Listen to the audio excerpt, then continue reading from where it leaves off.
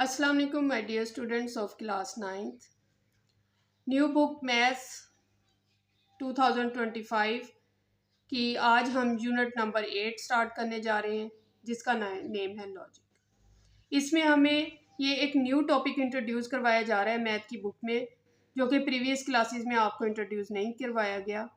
तो लॉजिक क्या होता है और उसको कैसे हम अप्लाई करते हैं मैथ में और कहाँ कहाँ ये यूज़ होता है, ये उन्होंने हमें हमारे साथ डिस्कस किए। अब लॉजिक जो है हमारी रियल लाइफ में हम बहुत सारी जगहों पे लॉजिक यूज़ करके अपनी बात मनवाते हैं। ठीक है, ये लॉजिक जो होती है कोई अक्लमंदाना बात होती है जिसको हम यूज़ करते हैं और अपने क्वेश्चंस को, अपनी रियल लाइफ में प्रॉब्लम्स को सॉल्व कर देते हैं। तो अब देखते हैं कि मैथ में लॉजिक कहाँ पे यूज़ होती है।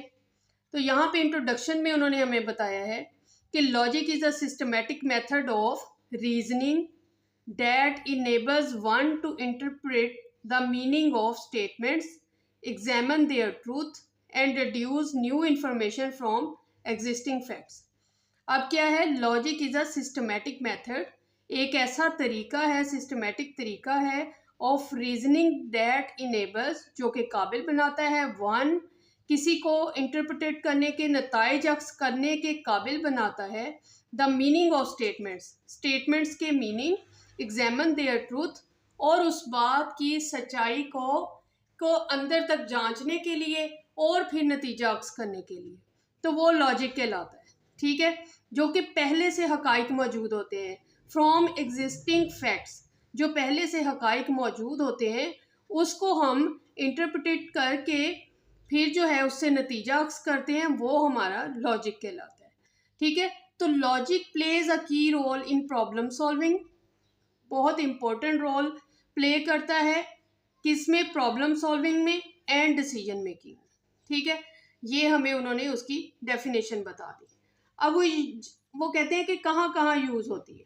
सपोज करें a person gets a penicillin injection once और twice and experience a reaction soon afterwards, एक बंदे ने पेंसिलिन का इंजेक्शन लगवाया और बहुत जल्दी उसको रिएक्शन शो हो गया।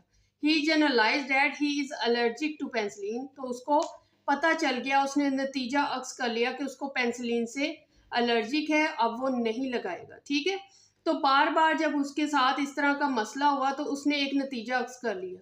तो इसमें लॉजिक थी उसके पास कि उसको, क्योंकि हर दफ़ा इस इंजेक्शन से रिएक्शन हो जाता था, तो इस वजह से है उसने इस लॉजिक को यूज़ किया और उसने कह दिया कि ये जो है ना मेरे लिए एलर्जिक का बायस बनता है, मैं ये इंजेक्शन नहीं लगवाऊंगा। ठीक है, तो ये हमारा हो गया लॉजिक का टॉपिक, इंट्रोड्यूस हो गया। इस चैप्टर का मसला ये है कि इसमें जो है ना आप लोगों के लिए थ्योरी ज़्यादा है और क्वेश्चंस कम है, और इसी थ्योरी को यूज़ करते हुए हमने क्वेश्चन सॉल्व करने हैं। हमारे पास सिर्फ एक एक्सरसाइज है और उस एक्सरसाइज के अंदर क्वेश्चंस है जो हमने सॉल्व करने हैं। क्वेश्चन सॉल्व करना आसान है, थ्योरी को समझना थोड़ा मुश्किल है। ठीक है, तो मैं कोशिश करूंगी कि इजी वे में और शॉर्ट वे में आपको जो जितनी ज़रूरत है सिर्फ हम उतनी ही इंफॉर्मेशन लें और एक्स्ट्रा इंफॉर्मेशन को जो है स्किप कर दें। अब नेक्स्ट टॉपिक जो हमारा यूज़ होगा यहाँ पे होगा इंडक्शन। इंडक्शन क्या है? This way of drawing conclusion is called induction. इस तरीके से वो कह रहे हैं कि जब आप नतीजा अक्स करते हैं, जब आपके पास कोई आपको कंक्लूजन निकालते हैं, कोई लॉजिक होती है, उस लॉजिक की बेस पे एक्सपीरियंस की बिना आप जब रिजल्ट निकालते हैं तो उसको इंडक्शन कहते हैं। ठीक है, inductive reasoning is helpful in natural science, ये नेचुरल साइंस में हेल्पफुल होती है। Where we must depend upon repeated experience, जहाँ हम बार बार एक्सपीरियंस करके उसके ऊपर डिपेंड करते हैं और ऑब्जर्वेशन के ऊपर। In fact greater part of our knowledge is based on induction. ठीक है, हमारे जो नॉलेज का ज़्यादातर हिस्सा होता है वो इंडक्शन के ऊपर ही डिपेंड करता है। ठीक है, ये हमारा इंडक्शन आ गया। उसके बाद हमारा टॉपिक है डिडक्शन। अब डिडक्शन में क्या है जी, देख लेते हैं। Drawing conclusion from premises believe to be true is called deduction. ठीक है, व्हेन ऑफन कंसल्ट लॉयर्स और डॉक्टर्स, जब हम डॉक्टर्स और कंसल्टेंट से रब्ता करते हैं, ठीक है, based on their good reputation, उनकी अच्छी रेपुटेशन की बुनियाद पे, this way of reasoning drawing conclusions, from premises believe to be true is called deduction. अब हमें पता है कि एक लॉयर फॉर एग्जांपल वो कह रहे हैं कि एक लॉयर की रेपुटेशन बहुत अच्छी है, हमें पता है कि इसके हवाले जब हम अपना कोई केस करेंगे तो वो हम यकीनन जीत जाएंगे, ठीक है। इस प्रेमिसेस और इस बिलीव के ऊपर जब यकीन करते हुए हम कोई नतीजा अक्स करते हैं वो डिडक्शन कहलाता है, ठीक है। ये डिडक्शन हो गया। इसकी एग्जांपल है, one usual example of deduction is all man are मॉर्टल।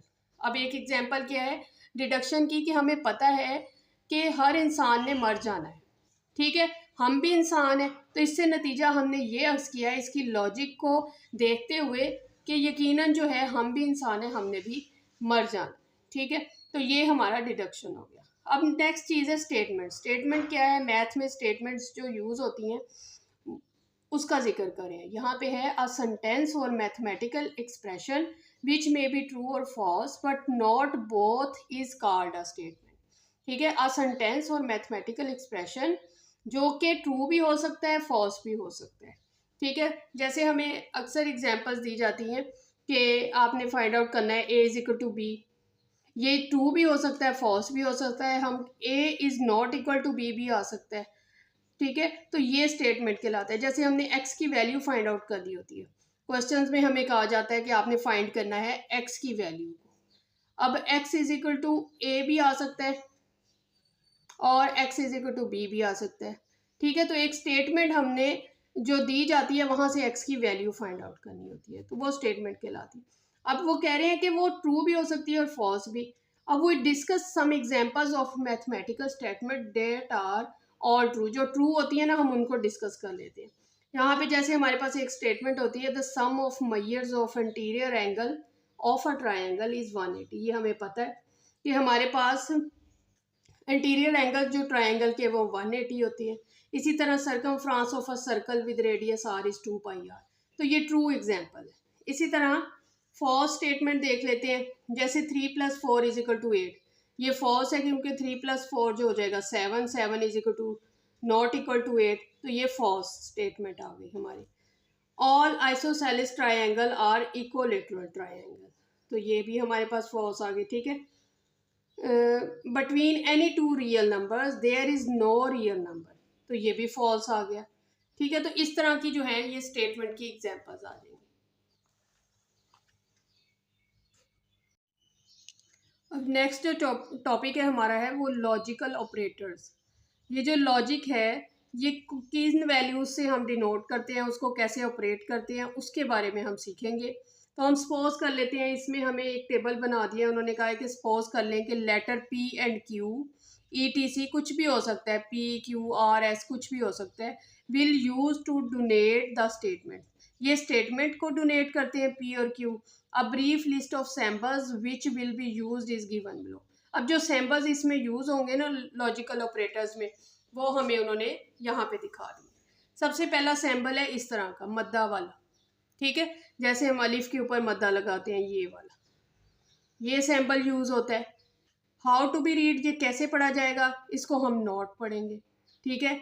सैम्बिका इसका सिंबॉलिक एक्सप्रेशन क्या हो जाएगा, अगर सपोज करें हमने किसी चीज़ का लिखना है कि नॉट पी है, नॉट पी या नॉट क्यू लिखना है, तो आप कैसे लिखेंगे, ये नॉट का साइन और साथ पी लिख देंगे, नॉट पी। इसको पढ़ेंगे कैसे, नॉट पी और निगेशन ऑफ पी पढ़ेंगे, ठीक है। और नेक्स्ट हमारा जो है सिंबल है वो ये इस तरह का, ये उल्टा वी है। ये हमारा यूज होता है एंड के लिए, ठीक है। एंड और क्या लेते हैं हम इसको, पी एंड क्यू। जब हमारे पास स्टेटमेंट दी जाती है पी एंड क्यू कहा जाता है, तो तब हम जाके ये वाला सिंबल लिखते हैं।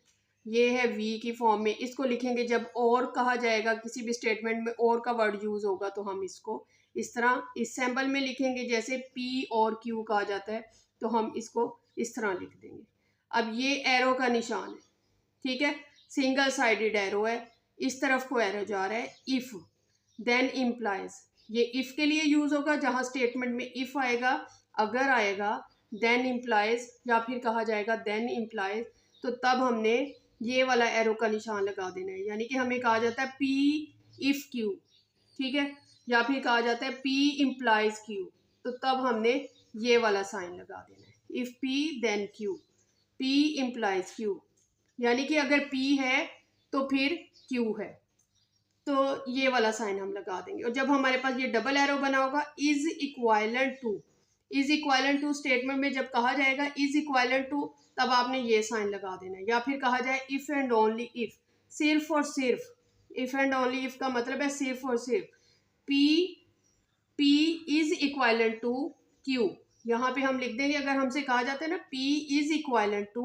Q, तो हम इस तरह इसको लिख देंगे।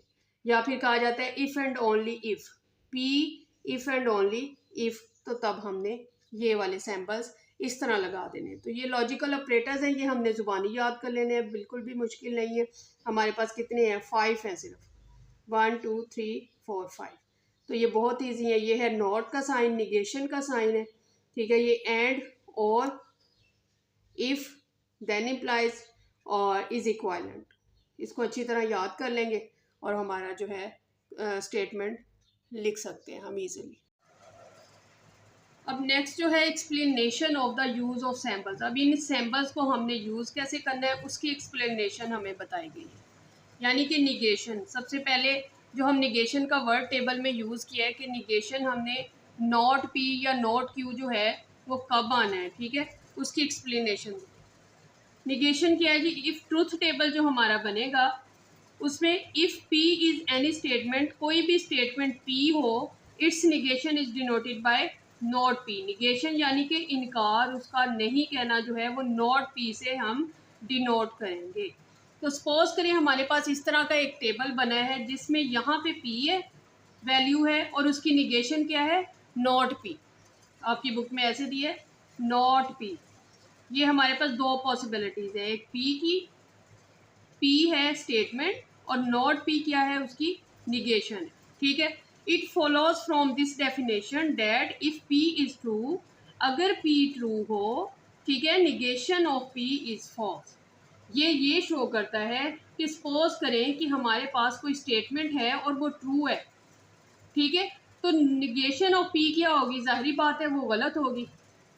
ऐसे ही है ना, सपोज करें कि मेरी ये स्टेटमेंट है कि मैं मैथ पढ़ा रही हूँ, आपको पढ़ा रही हूँ ना मैथ, तो ये क्या है, ट्रू है। तो निगेशन ऑफ P क्या है, नहीं पढ़ा रही, तो ये फॉल्स हो जाएगी, ठीक है। ये पॉसिबिलिटी है ना कि जब P ट्रू हो तो निगेशन ऑफ P क्या हो जाएगी, फॉल्स हो जाएगी। The possible truth value of P and negation of P are given in the table 1 which is called a truth table. ये ट्रूथ टेबल कहलाता है। अब देखें, यहाँ पे एक पॉसिबिलिटी थी कि हमारी जो स्टेटमेंट P है वो ट्रू है, या फिर दूसरी पॉसिबिलिटी थी कि फॉल्स हो, स्टेटमेंट हमारी फॉल्स होगी। जब हमारी P फॉल्स होगा तो निगेशन ऑफ P क्या होगी, ट्रू होगी। ये दो ही पॉसिबिलिटीज़ हमारी बनती हैं स्टेटमेंट की, एक ट्रू और एक फॉल्स। अब यहाँ पे लिखा है where the true value is denoted by T and the false value is denoted by F। जब हम ट्रूथ टेबल बनाते हैं, ट्रू वैल्यू को T से और फॉल्स वैल्यू को F से हम शो कर देते हैं, ठीक है। ये हमारा निगेशन का हो गया, ये कॉन्सेप्ट समझ में आ गया। अब है conjunction. The conjunction of two statements P and Q is symbolically written as P and Q। P and Q से शो करते हैं हम। A conjunction is considered to be true. Conjunction उस वक्त ट्रू होगा, यानी कि P एंड Q उस वक्त ट्रू होगा if both statements are true, अगर दोनों स्टेटमेंट्स ट्रू हो, यानी कि P भी ट्रू हो और Q भी ट्रू हो। So the truth table of P and Q is given in the table 2। अब ये हमने स्टेटमेंट याद रखनी है कि P एंड Q में जब P भी ट्रू हो, Q भी ट्रू हो, तब हमारा जो है स्टेटमेंट ट्रू होती है। तो ये चीज़ याद रखने वाली है हमारी। यहाँ पे देखिए, जब टेबल 2 बनेगा, इसमें हमारे पास एक तो वैल्यू है P, दूसरी है Q। इसकी पॉसिबिलिटी क्या है, पहली पॉसिबिलिटी होगी कि P ट्रू है, Q भी ट्रू है। दूसरी पॉसिबिलिटी हम खुद से कंसीडर करेंगे कि P ट्रू था और Q फॉल्स था। इसी तरह थर्ड पॉसिबिलिटी हम खुद से कंसीडर करेंगे कि P फॉल्स था, यानी कि हमारी स्टेटमेंट फॉल्स थी और जो Q की स्टेटमेंट थी वो ट्रू थी। इसी तरह P फॉल्स और Q भी फॉल्स हो जाएगा। ये चार ही पॉसिबिलिटीज़ बनती हैं। ये हमने खुद से, ये ऊपर नीचे भी हो सकती हैं, आप F पहले ले आए फॉल्स स्टेटमेंट पहले लिख ले, ट्रू बाद में लिख ले, लेकिन हमने यही पॉसिबिलिटी बनानी है, ये भी ट्रू था, ये भी ट्रू था, ठीक है, ये ट्रू था, ये फॉल्स था, ये फॉल्स था, ये ट्रू था, ये फॉल्स था, ये भी फॉल्स था, ठीक है। ये पी और क्यू स्टेटमेंट्स हमारे पास आ गई हैं। अब पी एंड क्यू उन्होंने हमें एक शर्त बता दी है कि जब पी और क्यू दोनों ट्रू होंगे तभी ये वाला इंडक्शन का जो हमारा कॉलम है वो ट्रू होगा। तो वो देखें, पी भी ट्रू है, क्यू भी ट्रू है, तो ये हमारा ट्रू आ गया। अब बाकी सारे जो हैं, ये ट्रू है, ये फॉल्स है, तो फॉल्स आ गया, ये फॉल्स है, ये ट्रू है, तब भी फॉल्स आ जाएगा, यहाँ पे भी फॉल्स आ जाएगा। सिर्फ एक ही शर्त में हमारी जो इंडक्शन है वो इंडक्शन हमारी ट्रू होगी, हमारी स्टेटमेंट उस सूरत में ट्रू होगी जब पी भी ट्रू हो और क्यू भी ट्रू। तो ये हमारा ट्रूथ टेबल है इंडक्शन का कि ये किस सूरत में ये हमारी क्वेश्चंस में यूज़ होंगी। तब हमने इस चीज़ को याद रखना है कि ये कब ट्रू आती है। ओके, तो ये टेबल 2 है, कुछ भी मुश्किल नहीं है इसमें, आपने बस प्रैक्टिस करनी है, इसकी रीज़न याद रखनी है कि ये कब ट्रू होगा, बस एक दफ़ा ही ट्रू होना है, बाकी इसने फॉल्स होना। अब है डिसजंक्शन। डिसजंक्शन को समझ लेते हैं। अब देखिए डिसजंक्शन है। अब डिसजंक्शन क्या है? The disjunction of p and q is symbolically written as p और क्यू। डिसजंक्शन को हम पी और क्यू की फॉर्म में, इस फॉर्म में लिख देते हैं, ठीक है। इसका ट्रूथ टेबल अब बनाना है। अब उसकी वैल्यू क्या हो जाएगी? तो हमारे पास पहले तो पी और क्यू दो स्टेटमेंट्स हैं, ठीक है, पी है एक क्यू है, और उसकी पॉसिबिलिटीज़ हमने लिख लेनी है, पी ट्रू क्यू भी ट्रू, फिर ट्रू फॉल्स, फॉल्स ट्रू, फिर दोनों ही फॉल्स। ये हमने इसकी पॉसिबिलिटीज़ पहले लिख ली, फिर हम इसको टेबल को बनाएंगे। जैसे हमारी टेबल 2 में भी 4 पॉसिबिलिटीज़ थी, टेबल 3 में भी इसी तरह ये जो ट्रूथ टेबल है डिसजंक्शन का, इसकी भी 4 पॉसिबिलिटीज़ है। अब क्या है जी? द डिसजंक्शन पी और q is consider to be true. ये उस सूरत में ट्रू होगा when at least one of the statement is true. जब आपके पास कोई एक स्टेटमेंट ट्रू होगी तब हमने ये वाला जो इसका रिजल्ट है वो ट्रू करना। It is false when both of them are false. ये फॉल्स होगा सिर्फ उस सूरत में जब दोनों फॉल्स होंगे। तो देखिए हमारे पास ये जो टेबल है इसमें कोई एक भी अगर ट्रू आ जाता है तो रिज़ल्ट हमारे पास ट्रू आ जाएगा। देखिए ये तो दोनों ही ट्रू है तो ट्रू आ गया, ये भी ट्रू आ गया, यहाँ पे भी एक वैल्यू हमारे पास ट्रू है क्यू की, ट्रू आ गया। अब उन्होंने कहा है जब दोनों फॉल्स होंगे तभी इसका रिजल्ट फॉल्स आएगा, तो ये हमारे पास सिर्फ एक ही एफ आया, बाकी तीनों ट्रू आ गए। ये हमारा डिसजंक्शन का यानी कि पी और क्यू का ट्रूथ टेबल बन गया, ठीक है। नेक्स्ट है हमारे पास इम्प्लीकेशन और कंडीशनल। अ कंपाउंड स्टेटमेंट, जब कंपाउंड स्टेटमेंट आपको दी जाए of the form if p then q, इस तरह की स्टेटमेंट दी जाए कि इफ़ पी, अगर पी होगा फिर क्यू होगा, इस तरह की जब स्टेटमेंट दी जाए, यानी कि अगर जैसे 2 फ्रेंड्स स्कूल आती हैं तो वो मशवरे से आती हैं कि अगर जो है नेहा आएगी तो ही नवेरा आएगी, ठीक है। इस तरह की जो स्टेटमेंट होती है ना शर्त वाली, इम्प्लीकेशन और कंडीशन, इसमें कंडीशन लगी कि अगर वो आएगी तभी मैं आऊँगी, तो इस तरह की जो कंपाउंड स्टेटमेंट होती है उसको हम शो करते हैं पी इम्प्लाइज क्यू, ठीक है। Implies q also written as p implies q, यानी कि पी की वजह से क्यू हैपन होगा, ठीक है। इज कॉल्ड अ कंडीशनल और एन इम्प्लाइज। अब P is called a antecedent. अब इस इक्वेशन में पी एंटीसीडेंट कहलाएगा और हाइपोथेसिस कहलाएगा और क्यू कहलाएगा कॉन्सिक्वेंट एंड कंक्लूजन। ये आपके एमसीक्यूज में वर्ड आ सकता है, ठीक है। तो इस शर्त को भी आपने याद कर लेना है कि इसमें जब आपके पास कंडीशनल एम्प्लीकेशन हो तो इसमें पी जो है एंटीसीडेंट कहलाता है और ये कॉन्सिक्वेंट कहलाता है, ठीक है, ये कंक्लूजन कहलाता है। अब उन्होंने शर्त क्या बताई है इसकी ट्रूथ टेबल बनाने की? हमारे पास स्टेटमेंट्स है पी और क्यू, क्या है वही वाली हमारे पास पॉसिबिलिटीज़ है, ट्रू ट्रू, फिर हमारे पास true false, false true, false false. ये हमारे पास 4 पॉसिबिलिटीज़ हैं पी और क्यू की। अब इसका जो हमने ट्रूथ टेबल बनाना है वो क्या है, शर्त क्या है? A conditional is regarded as false. एक कंडीशनल को गलत कहलाएगी only when the antecedent is true. जब एंटीसीडेंट क्या होगा, ट्रू होगा, यानी कि पी की वैल्यू जब ट्रू होगी तब जो है वो गलत कहलाएगा, पी इम्प्लाइज क्यू। तो हमने एंटीसीडेंट यानी कि पी की वैल्यू देख लेनी है, फर्स्ट वैल्यू अपनी देख लेनी है, जब वो ट्रू होगी तब उसने फॉल्स होना है, ठीक है। एंटीसीडेंट है true and the consequent is false, और कॉन्सिक्वेंट क्या हो, फॉल्स हो।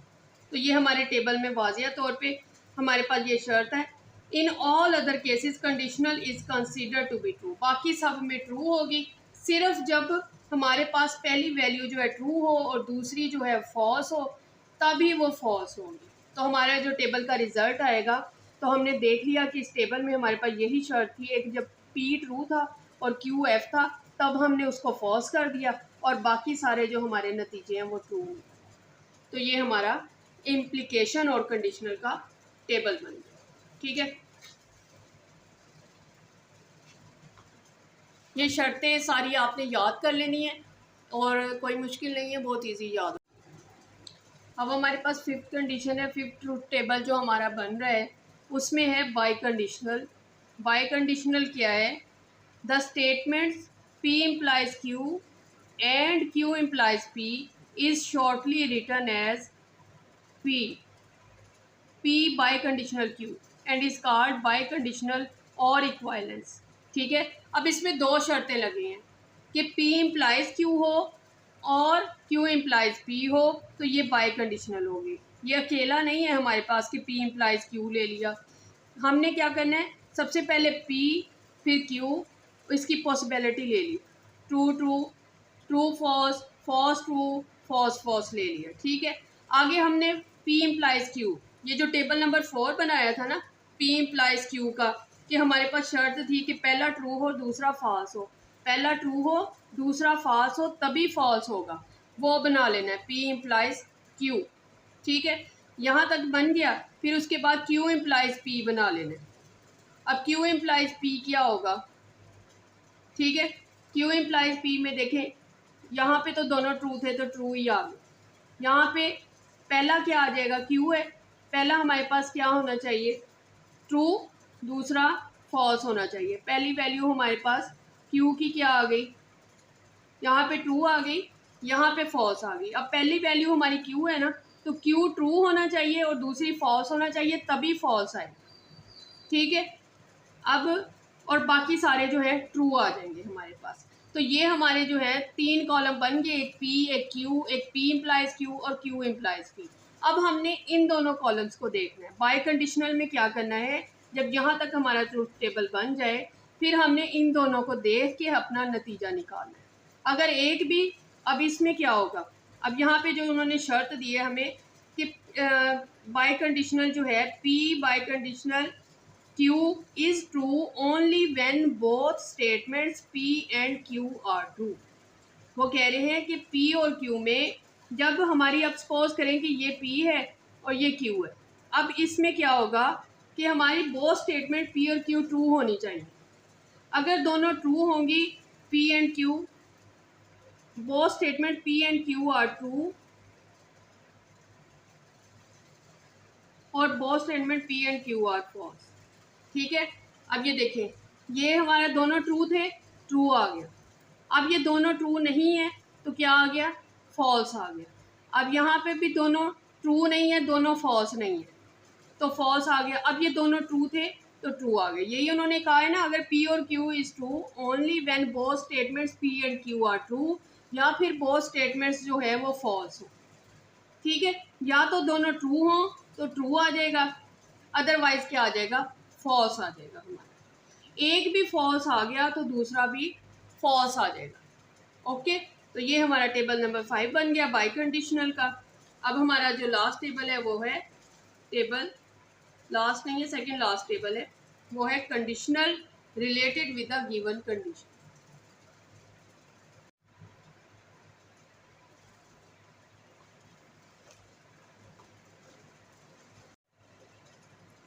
अच्छा जी, 6 पॉइंट है हमारा conditionals related with the given conditional. अब कौन कौन सी कंडीशंस जो हैं वो इस कंडीशनल के साथ रिलेट करती हैं वो हमने डिस्कस कर ली है। अब क्या है जी, P और Q हमने कह दिया कि स्टेटमेंट्स, हर जगह हमने P और Q ही कंसीडर किया। Let P and Q be the statements and P implies Q be a given conditional, ठीक है, P implies Q be a given conditional, then अब देखें क्या क्या वो शर्तें बता रहे हैं। अब कह रहे हैं Q implies P is called the converse of P implies Q। हमें पता है कि Q पहले आ गया, P बाद में आ गया, तो ये क्या हो जाएगा, कन्वर्स हो जाएगा किसका, P implies Q। ओके, अब negation of P implies negation of Q is called the inverse of P and Q। P implies Q, P implies Q का निगेशन क्या हो जाएगा, negation of P implies negation of Q।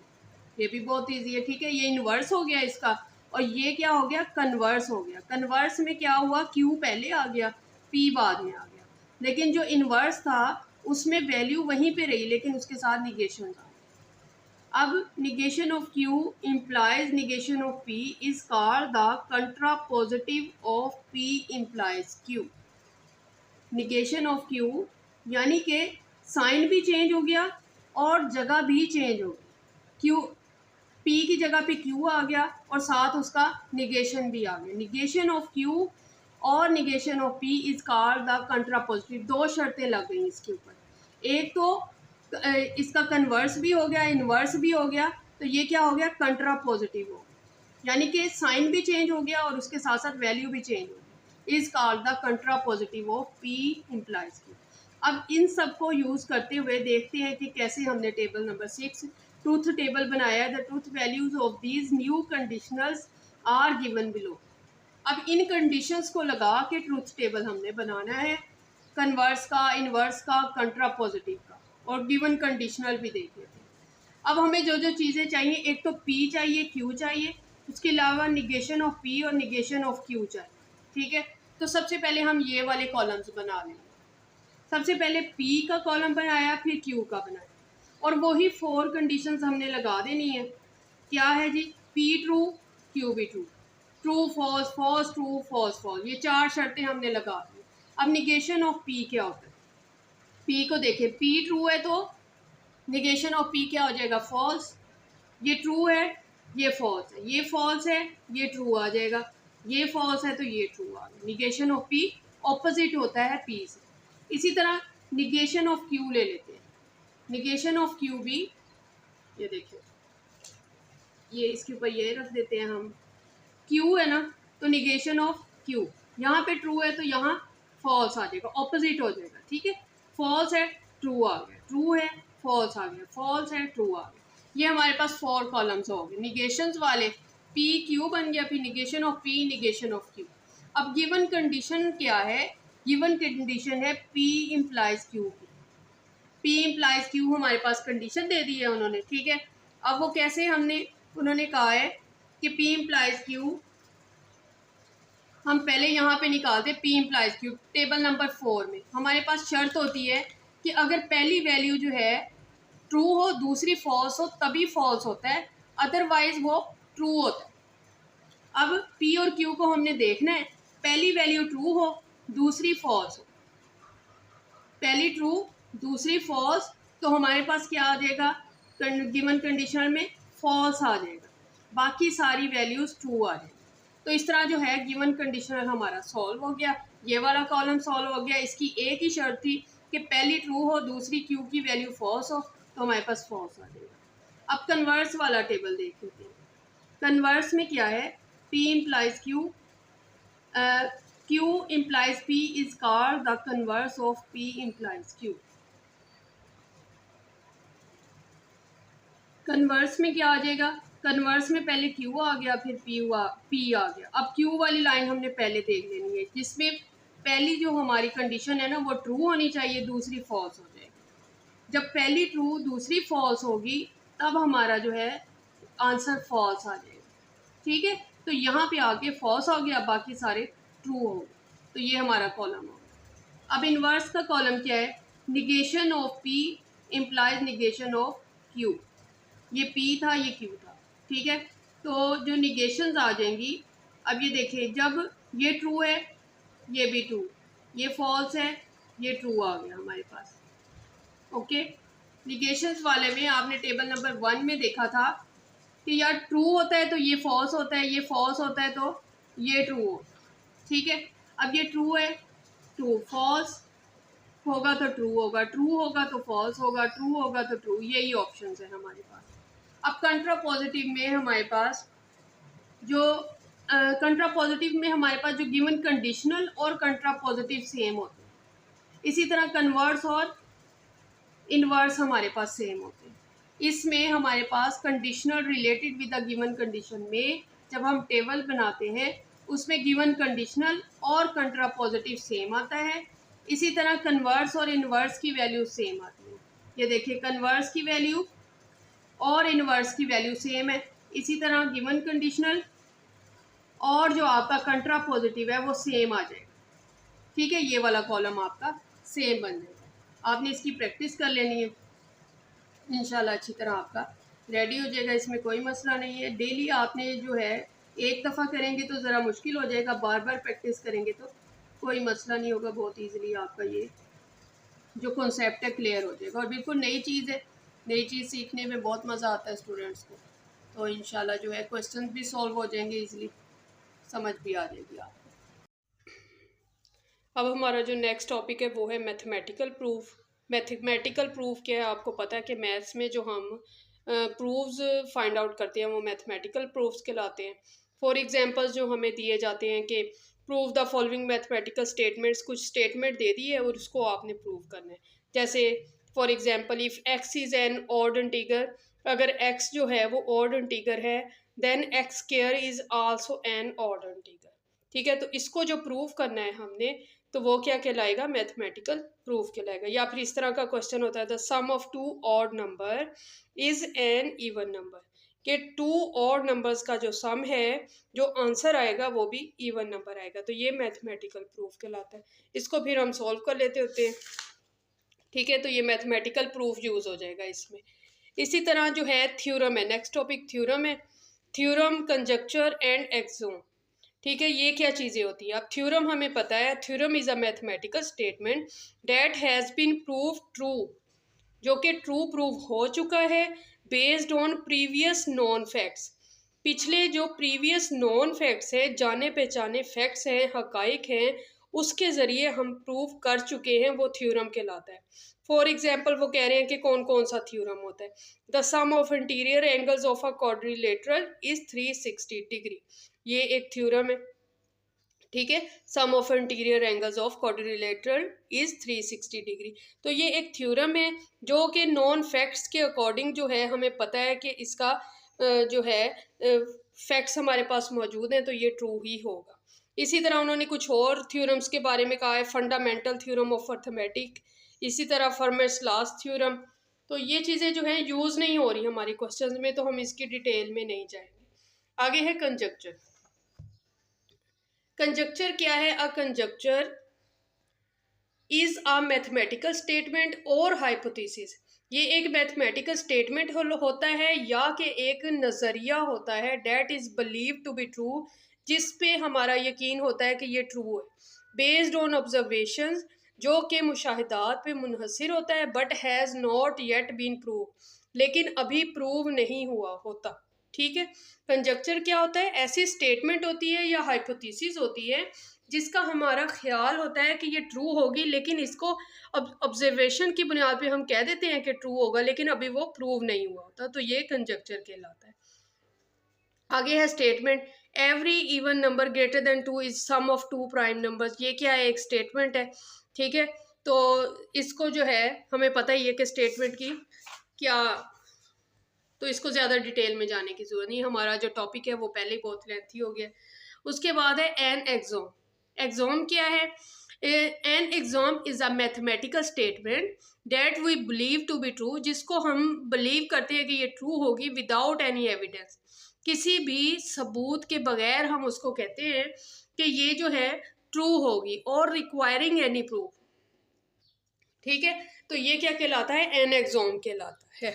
In other word these statements are basic facts. ये statement basic facts होते हैं, बुनियादी हकाइक that form starting point for further idea, जो कि स्टार्टिंग पॉइंट से स्टार्ट होते हैं फर्दर आइडियाज़ के लिए, are based on every day experience. ठीक है, ये एग्जाम कहलाता है। सपोज करेंगे एक एग्जाम है, through a given point infinitely many lines can pass, कि हमारे पास एक एग्जाम है कि एक पॉइंट में से बहुत सारी लाइंस गुजर सकती है। तो ये ट्रू है कि अगर हम एक पॉइंट लगाएं तो उसमें से बहुत सारी लाइंस डिफरेंट डायरेक्शंस में हम क्रॉस कर सकते हैं। इसी तरह अब इसकी टाइप्स है एग्जाम्स की, ये उसमें आ सकता है आपके पास एमसीक्यूज में आ सकता है या शॉर्ट क्वेश्चन में आ सकता है कि एग्जाम की टाइप क्या है। एक्लुइड एग्जाम है, पियानो एग्जाम है, एग्जाम ऑफ एक्सटेंशनैलिटी है, एग्जाम ऑफ पावर सेट है। ठीक है, अब क्या है इसमें, a straight line can be drawn between any two points. ठीक है, एक स्ट्रेट लाइन जो है एनी टू पॉइंट्स के अंदर से गुजरती है, तो ये क्या कहलाएगी, एक्लुइड एग्जाम्स है हमारे पास। इसी तरह पियानो एग्जाम है, क्या है, every natural number has a successor, कि हर नेचुरल नंबर का कोई ना कोई अगली वैल्यू होती है। ठीक है, इसी तरह एक्सटेंशनैलिटी है, टू सेट्स आर इक्वल, दो सेट्स इक्वल होंगी if they have the same element, अगर उनके एलिमेंट होंगे सेम होंगे तो वो दोनों सेट्स के बारे में जो नॉलेज दे, वो कौन सा एग्जाम होता है, ये वाला। ठीक है, और जो हमें नंबर्स के बारे में बताता है वो ये वाला होता है। इसी तरह पावर सेट्स के बारे में, any set has a set of all it's subsets. तो ये इसकी टाइप्स आ गई हमारे पास। उसके बाद जो नेक्स्ट टॉपिक आता है हमारे पास वो है डिडक्टिव प्रूफ। अब डिडक्टिव प्रूफ क्या है, deductive reasoning is a way of drawing conclusion from premises believe to be true. Deductive reasoning क्या कहलाता है, ये नतीजा अक्स करना है पिछले जो हमारे अकायद हैं उसकी बुनियाद पर, टू बी ट्रू, उसको प्रूव करना कि ये ट्रू है, ये डिडक्टिव हमारा प्रूफ कहलाता है। If the premises are true then the conclusion must also be true. जब हमारे अकायद ट्रू होंगे तो जो रूल्स यूज़ होंगे वो ट्रू होंगे, तो हमारा नतीजा भी ट्रू होगा। For example, all human beings need to be breath to live. For example जो है उन्होंने कहा है कि हर इंसान को सांस लेने की ज़रूरत होती है। Ahmed is a human being, therefore Ahmed is also breathing to live. Ahmed भी एक इंसान है तो जाहिर बात है उसे भी सांस लेने, जिंदा रहने के लिए सांस लेना पड़ेगा। ठीक है, तो इस तरह के जो डिडक्टिव प्रूफ है। अब मैथ में डिडक्टिव प्रूफ कहाँ पे यूज़ हुआ है, similarly in math deductive proof is an algebraic expression, एक अलजेब्रिक एक्सप्रेशन है, is a technique to show the validity of a mathematical statements through logical reasoning based on rules, theorems, axioms और previous proven statements. ठीक है, deductive reasoning is broadly used in algebra to validate identities and solve question. अब algebra में ये deductive proof जो है वो use होता है कि क्या आपको वैल्यूज़ दे दी जाती हैं, कहते हैं कि right hand side left hand side के इक्वल प्रूफ करके बताएं, और उसमें क्या करना होता है कि आपने डिफरेंट रूल्स लगा के थ्योरम्स की बेस पे, एग्जाम्स की बेस पे, प्रीवियस स्टेटमेंट्स की बेस के ऊपर आपने क्वेश्चन को सॉल्व करके राइट हैंड साइड को लेफ्ट हैंड साइड के इक्वल प्रूफ करना होता है। तो ये जो प्रूफ कहलाता है ये डिडक्टिव प्रूफ कहलाता है। आपने ईच एंड एवरी स्टेप को जो है मेंशन करना है कि यहाँ पे आपने कौन सा रूल यूज़ किया है। ओके, तो जब आपसे कहा जाए कि आपने प्रूफ करना है, डिडक्टिव प्रूफ करना है या डिडक्टिव रीजनिंग बतानी है हमें इस क्वेश्चन को सॉल्व करके, तो आपने हर स्टेप को मेंशन करना है। जैसे हम क्वेश्चन कुछ जो है विदाउट स्टेप जो है सॉल्व कर लेते हैं, तो जब हमें कहा जाता है कि प्रूव डैट, कि आपने सिर्फ प्रूव कर देना है कि left hand side right hand side के इक्वल है, तो हम कहीं कहीं तो ये मेंशन कर देते हैं कि कौन सा लॉ यूज़ हुआ है, लेकिन इन क्वेश्चंस में हम हर स्टेप में जो है प्रूव करेंगे। इस तरह जो है हमारे सारे टॉपिक्स क्लियर हो गए। अब हमारे पास जो है अच्छी तरह डिटेल में हमने इस यूनिट में जो जो चीज़ें यूज़ होंगी वो हमने पढ़ ली हैं। इस अब आपको क्वेश्चन सॉल्व करने में कोई प्रॉब्लम नहीं होगी। इंशाल्लाह जो हमारा नेक्स्ट जो वीडियो होगी उसमें हम एक्सरसाइज नंबर 8 करेंगे और इसके तमाम क्वेश्चंस को कवर करने की कोशिश करेंगे। इंशाल्लाह जो है आपको ये टॉपिक बहुत अच्छी तरह समझ में आ जाएगा। तो अगर आपको वीडियो अच्छी लगी हो और समझने में आसानी हुई हो तो आपने वीडियो को लाइक करना है, दोस्तों के साथ शेयर करना है और मेरे चैनल को सब्सक्राइब करना है। अल्लाह हाफ़िज़।